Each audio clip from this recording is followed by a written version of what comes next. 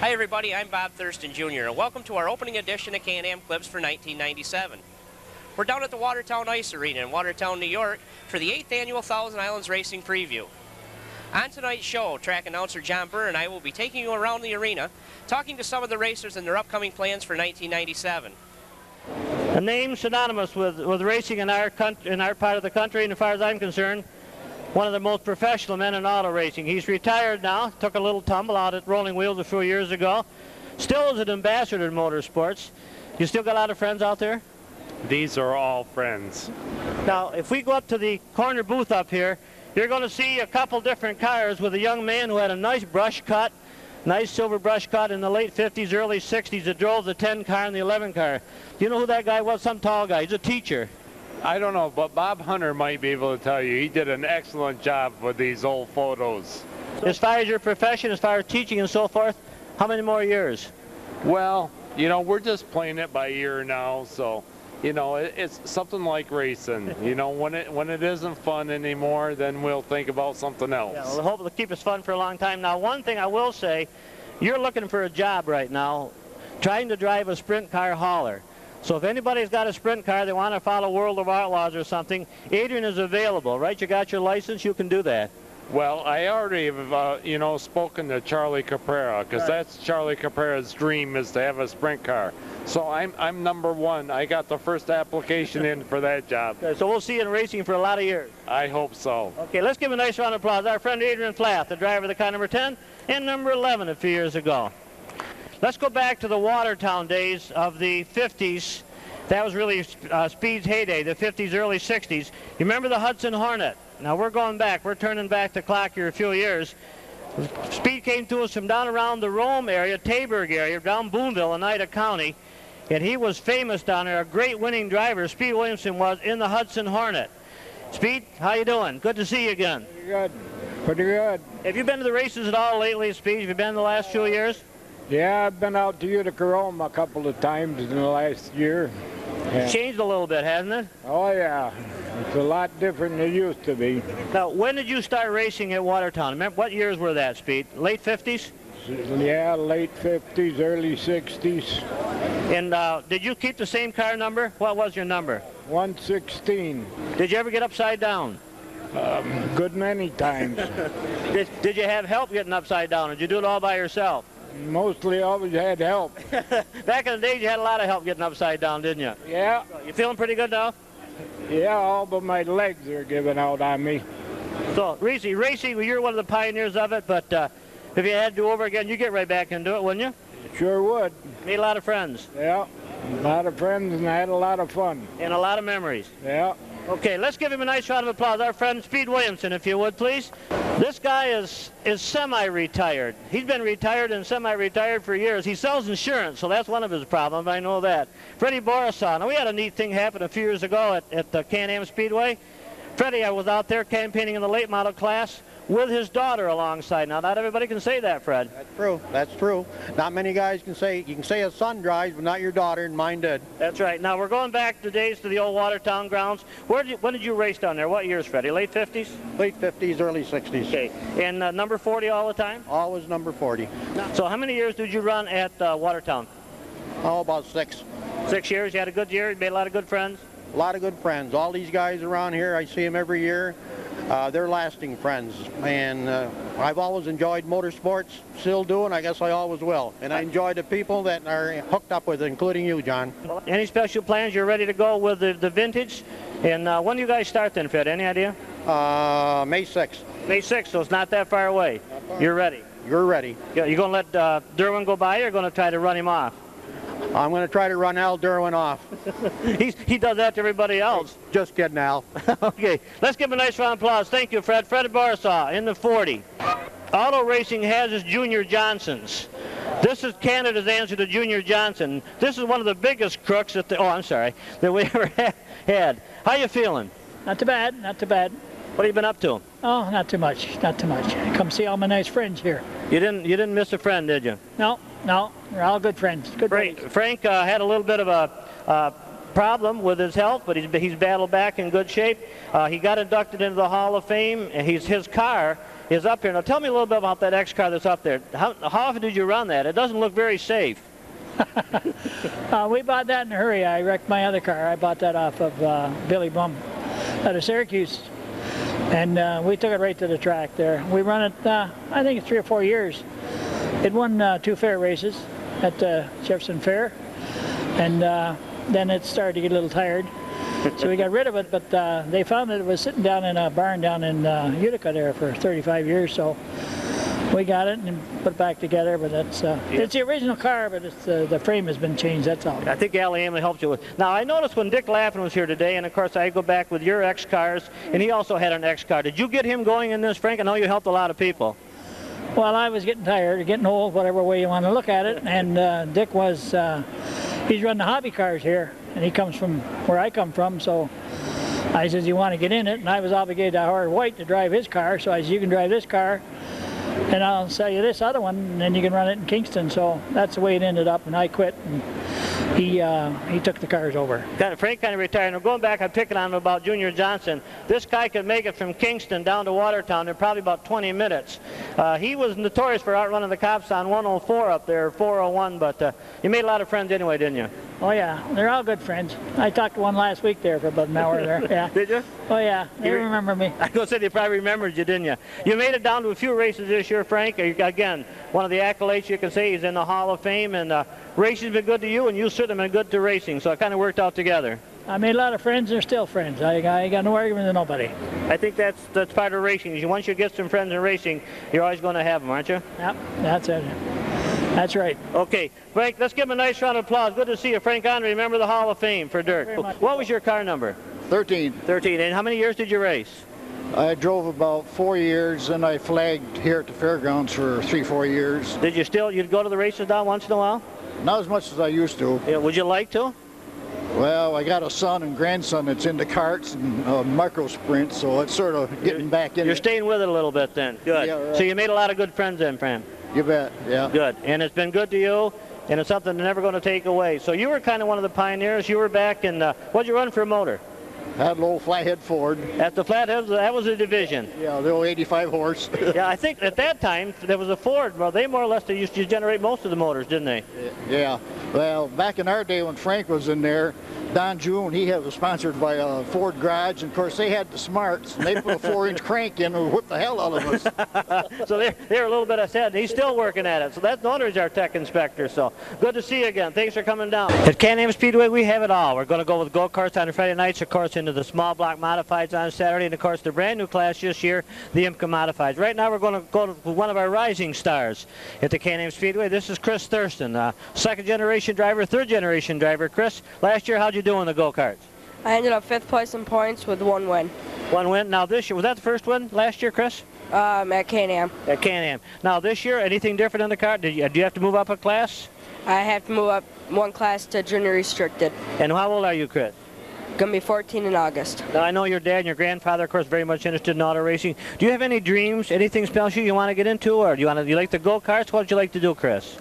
I don't really have any dreams. I just like the go-karts. You enjoy it? Make a lot of friends at go-kart racing on Friday night. Yeah. And I know a lot of guys hang out and be cool with you on Saturdays, so you're having a good time there, a feature win. Let's double that this year at least, all right? I'll try. Okay, Chris Thurston, brand new car, brand new sponsor at the go-karts at the CanAm Speedway on Friday nights. As we progress, we're going to go one step to Debbie.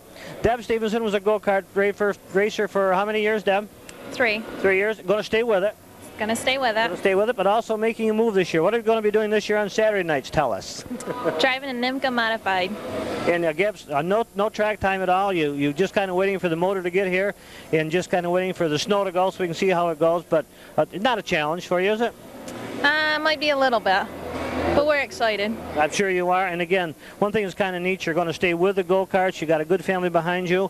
What made you get into the IMCA racing? Got a phone call. Phone call will do it. Yeah, a phone call will do it. And I'm excited about racing a car. We wanted to do something different. You're going to move on to good things. We want to see you down the winner's circle at CanAm on Saturday nights as well, okay? Thank you. Deb Stevenson in the IMCA car for 1997. We're talking with Dave Bartlett here at the car show. Another really not new car for 1997, but 97, that's not for the year, is it, Dave? No, that's for Froggy 97, WFRY out of Watertown. Now a little bit about it. Dave is of course a race star, has been with us for 20 plus years, a good runner. Dave was picking on us earlier about having different number changes. Got a great sponsor this year, but a little bit about the motor in the car. This year you've, and last year too, Dave, you went rather than because of your business being busy, you went to somebody working with the motor in the chassis with you. Yes, we have a 96 Olsen Eagle powered by a 358 motor from Bob Stapleton from Elmira, New York. So right now we're just kind of waiting for the good weather to come greet us and get this thing tested out. Hopefully it'll get here. Can't wait to get it dirty. As we sit here in the pouring rain. We're ready to go right now. We'll see you down in front, Dave. Thank you, John. Dave Bartlett in the number 97. We were talking about racing being a family sport, and this is certainly no exception. Talking about Dave Bartlett, been a racer for many years with us at the CanAm Speedway. Now it's second generation time. Tyler Bartlett right here with his machines, and of course Ryan Bartlett with his two machines. We're going to go to Ryan, or to Tyler a little bit. Tyler, how many years you been racing? This is my second year. Now, what did you race last year? What was the class? My class was junior sportsman. And what will it be this year? Same class? Depends on if CanAm has a junior sportsman heavy. Okay, would you like to move up a class? Yes. Now you had a pretty good year. Are some of these trophies yours here that we got down in front? Yeah. These half over here. Those are all yours. So you had a pretty good. What'd you end up in points this year? Third. Third points for the first year out. Second, that is fantastic. Tyler, does your mom and dad, do they help you a lot because they're busy with their business and their race car? Yeah, my parents help me a lot. My grandparents help me a lot. Kind of a family affair, folks, is what we're looking at. So you're ready to just get the snow off the track and get racing, right? Yep. Good luck to you. We'll see you up there on Friday nights, okay? Thank you. Thank you, Tyler Bartlett in the big number 8, and over here waiting patiently is brother Ryan. How you doing, Ryan? Pretty good. And what class are you racing in? This year I'll be moving up to the junior restricted class. Is that a kind of a tougher class, a little tougher competition? There'll be more competition. How'd you make out last year for points? I won the points championship for junior sportsmen. Congratulations. Is Dad, Mom happy? Yeah. Okay. Now, how old are you? 14. 14. So we're looking in a couple of years in a small block modified, or what are we going to do? Probably an IMCA modified. Well, there you go. So you got it planned already. So Mom and Dad been helping you too, along with Tyler? Yeah, so quite a bit. Waiting for the snow to come off. Yeah. So how's school going? You affected your grades any? You're still just as smart as ever? No, I'm pretty much a A student. Attaboy, that's what I wanted to hear. Family sport racing at the CanAm Speedway with the Bartlett family out of Adams. Thank you, guys. Good luck to you this year. We're here with a gal we're very proud of, Lori Hanshaw out of Redwood, the driver of the number 21 machine, a beautiful looking car. Same car as last year, Lori, tell me, just a little bit of a paint scheme change, right? Yep, just switched them around. So the motor's all ready to go? Did you? All ready to go. She's not in right now, but we just got to slap her in and we'll be there next week. Good. One question I got to ask you, something I think is really neat, Lori. You're having a drawing here with the Speedway with us and so forth, and part of it goes to the Spalding Foundation. Now, Spalding Foundation, can you tell me a little bit about it? It's the fun for the injured drivers when, you know, something happens to them on the track, you know, they get in an accident, they get hurt. This money is allocated for them to help them through, you know, them and their families, to help them through with their medical bills and other things that come along. And you got designated to be a representative of that foundation? Well, I guess so. Well, good for you. It's good for you. What you been doing over the winter months? You ready to, anything new in your life? No, not right now. Just ready to get back racing and working, and that's it. Snow's off the track, ready to test next week, ready to go. That's great. We're ready. Good to see you again. The car looks just absolutely gorgeous as usual, and good luck to you. Thank you very much. We'll see you down in front. Okay, I hope so. We better be. I'm ready. Lori Hanshaw in the 21 machine. One of the rising stars on Dirt Motorsports. Very happy to have Tim call his Saturday night track, his home track at CanAm. Tim Fuller out of Edwards, New York. And before we talk about 1997, I want to back up, Tim, and go back to Australia. You represented the United States down there in October, November. Had a good time. Yeah, I had a really good time. You know, they asked me to come over, and they welcomed me right over there. Just rolled the red carpet out. You know, we went over there and we raced and vacationed a little bit, and they took me and treated me like one of their own. You know, I stayed with complete strangers, and by the time I left, you know, they were family. So it was a really good time. You kept a good relationship up with them, and I understand you'd kind of like to go back and do it again. Yeah, you know, we talked about going back again, and they gave me a call, and they asked me if I was interested in coming over for December and January, and I said, yeah, I'm interested in coming. If they can financially do it, I'm going. Now, Timmy's gone. Well, these guys have turned professional.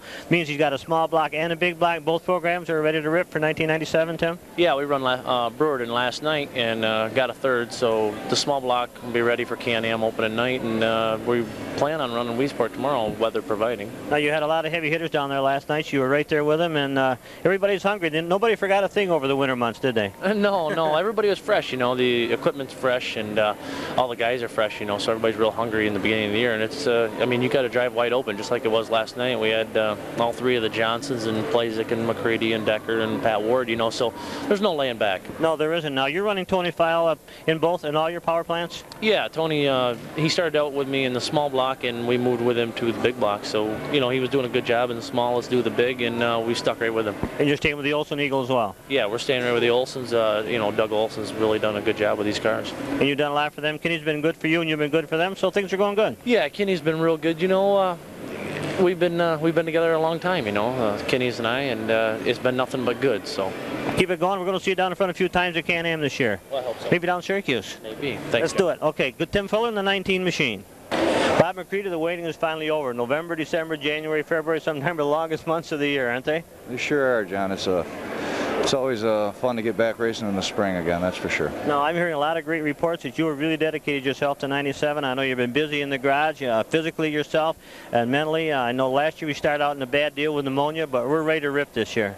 Well, we're ready to rip. Now we've got to get some results. You know, we got a second the first race out at Brewerton, and hey, you're never happy with second, so you got to improve on things. But also a second's pretty good. Yeah, and I was just talking with Timmy Fuller, and you've been around us as long as I have. Nobody forgot anything over the winter months, did they? These race car drivers, they don't miss a beat.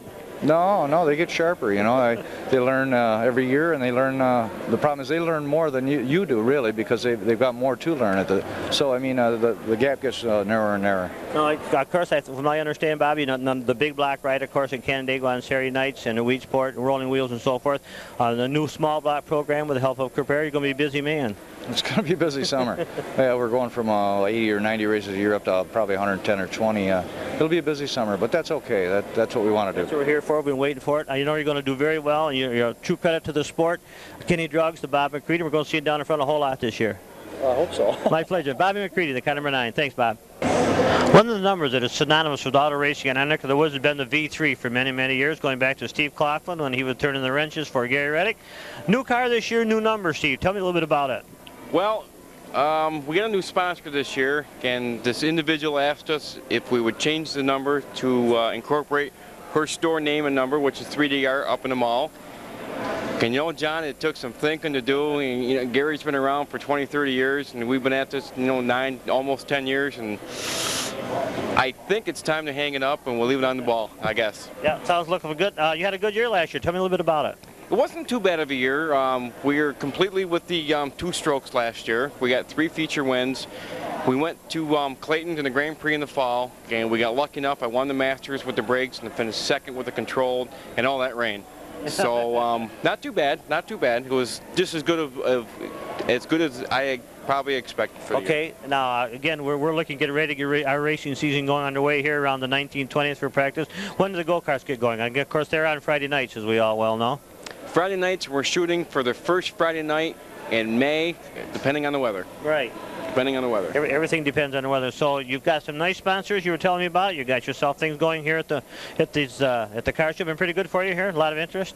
A lot of interest. A lot of good people stopping by and finding out about go-karting, and we have the classes for the adults and the children. Just come watch us some Friday night. We'll be down there and see you. Good luck to you, Steve. Stevie Coughlin in the 3D machine. I've been working at CanAm Speedway since 1979, 1978, somewhere in through there. This year, Bobby, you decided to make a decision long about the fall, early winter, changing in class. I know it was a decision that took a lot of thought on your part, but I think from what I'm hearing with the addition of the IMCA class, it's looking pretty good. Well, it was a hard decision for us. You know, we've been with 5 classes, and a lot of these guys our local drivers have been with us for many, many years, but we're looking down the road 3 or 4 years from now, and if we don't get back into sensible, realistic figures, then, you know, we're just going to be losing cars and drivers. The costs are just getting too high. You know, what it amounts to or not, and we love racing. Racing is still a show, and that's what we're putting on, and you got to make the show go. You got to kind of go with it. IMCA seemed like the class to do. Some of our classes, we're getting less car count, and we know the entertainment dollar is getting stretched, so this, I think, is the year to make the change, and we're going to go into it gradually, and by the year 2000, things should be looking pretty good. Well, we're looking at the IMCA class over a 3-year period before it builds up to be something strong. But right now it seems to be the only class throughout the whole country that's showing any improvement or any development. Everything else is kind of stagnant right now, and some of the classes are showing a real decrease. So I look, our car counts to be in good shape. I guess the thing right now is we practice next weekend on the 19th and 20th is to get into the track first and get the snow off and go from there. Well, snow-wise, we're in good shape. We were out there a couple of days ago, and we've been working on the interiors, the concessions and stuff, and next Monday we'll start on the racetrack itself. And again, we must be doing something right. All of our sponsored nights are full, and we've got a lot of special races this year. We got some of the small blocks coming back with some special races, so we're feeling the same pressure that a lot of Dirt's track are doing, and we're going to be there. Oh yeah, our classes are still all strong. I hope people don't get me wrong on this, but you know, we're probably going to field 100 cars or more on a regular basis. And we're going to start next week and just go right at it for the next 22 weeks straight. Yeah, we're not going to miss a beat. We're not going to get any rain all summer. We're just going to keep right on going. That sounds awful good to me. Thanks, Bob Thurston, promoter at the CanAm Speedway. Well, that's going to wrap it up for this week's opening edition of CanAm Clips for 1997. Don't forget to join us next week at 11:30 right here on Channel 7, where we'll bring you more driver interviews and lots of action from practice weekend out at the CanAm Speedway. I'm Bob Thurston Jr., and we hope to see you at the races.